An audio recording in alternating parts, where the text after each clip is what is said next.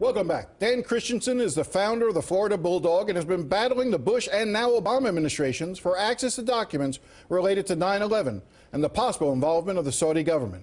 Dan is a longtime South Florida journalist, and I'm thrilled to welcome here today. Dan's an old friend. Good morning, Dan. Hey, good to see you, Jim. So, first off, let's talk about what you've been trying to achieve over these last many years since 9/11. What have you been looking for? Well, I mean, all we're simply trying to do is get the truth out here as to what happened. We're trying to obtain FBI documents that they have refused to release since we first began asking for them officially in 2011. And we're also trying to get the 28 pages released from Senator Graham's report. Where do things stand now? They stand kind of on hold. We're waiting for a federal judge in Fort Lauderdale to rule. He's been reviewing 80,000 pages that were released to him by the FBI for his review. These 80,000 pages, these are FBI reports of interviews that they conducted in the aftermath of 9/11. Yes, and they all have to do with the what we've have come to be called the Sarasota Saudis, which was a family of Saudis that were living in a very upscale neighborhood just south of Sarasota that were found to have ties with some of the hijackers, including Muhammad Atta. What is the theory here? What's the concern, or what are we trying to look for, essentially? Try to put all the pieces together to show exactly how this occurred, the 9/11 attacks? Well, even more fundamentally than that, we're simply trying to find out now whether or not there was a connection here. These people appear to have been connected, perhaps helping the hijackers. There's been another episode of that was discovered by Senator Graham's inquiry out in San Diego, and it appears as if there was a support network for the hijackers here. Obviously, for any administration, the Bush administration, the Obama administration, if it were to become known that the Saudi government or elements of the Saudi government actively participated in the 9/11 attacks, that could have huge consequences on the relationship between the United States and the Saudi government. You would think so, and that seems to be why there has been resistance to releasing this information. But the bottom line is we had 3,000 people murdered in the terrorist attacks of 2001. Families want justice here. They're attempting to sue the Saudis, and the whole thing could come out in court if it's allowed to do so. The fight that you've waged to sort of get these documents made public, this is a very daunting task you've taken on.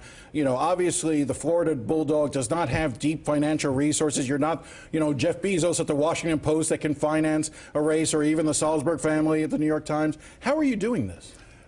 We're doing it. Well, first of all, we are a not-for-profit charity. We're a 501c3 tax exempt. We survive on contributions that are given to us. And in this case, we've survived on the generosity of Tom Julin, who is a wonderful First Amendment lawyer in town. He and his firm, Hunt & Williams, have represented us pro bono on this for the last 5 years and allowed all this to happen. We would not be where we are now, which is kind of at the doorstep to getting these documents released without their help. Now, you come at this, I've known you for a long time. You're not a partisan. You're not a Republican trying to embarrass the Democrats or a Democrat trying to embarrass the Bush administration. You're coming at this as a journalist, seeking truth and seeking answers. All we want to know is what happened here. How difficult is it to sort of see these roadblocks that have been put in your path to try to get access to these documents for the American people?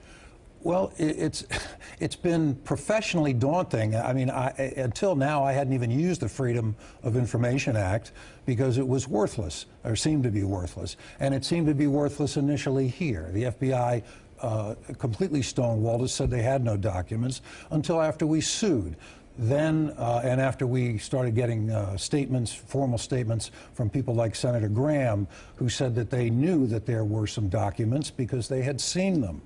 And so at that point, the FBI began to release documents, including one particular document that was basically said the opposite of what they said publicly, and that is that there were many connections, that's their words, between the people that lived in Sarasota and the hijackers. Why do you think, we only have about 30 seconds left, why do you think some of the bigger news organizations, New York Times, Washington Post, others, haven't been as diligent as you've tried to be in going after this material? They seem to just move on to the next big story. Yes, I mean, that's a product of journalism, as you know. And why they haven't come back on this yet, I don't know. They're starting to, though, now. 60 Minutes did a wonderful piece about the 28 pages a month and a half, or I think it was about a month and a half ago. That's what's fueled the intense interest here. And we've begun to get inquiries. The Daily Beast did a story about the 80,000 pages that are out there and what's happened in Sarasota. We're hoping that'll lead to additional coverage. It's basically from a standpoint the public has a right to know what went on during this period of time, if for no other reason than because of this event. Yes, and the victims' families deserve to know who was behind killing their relatives. Dan Christensen from the Florida Bulldog, I really appreciate your coming in. We'll continue to talk to you about this story and, see where it goes, but I know you'll stay on it. Hey, Jim, thanks for having me. All right. We'll be right back.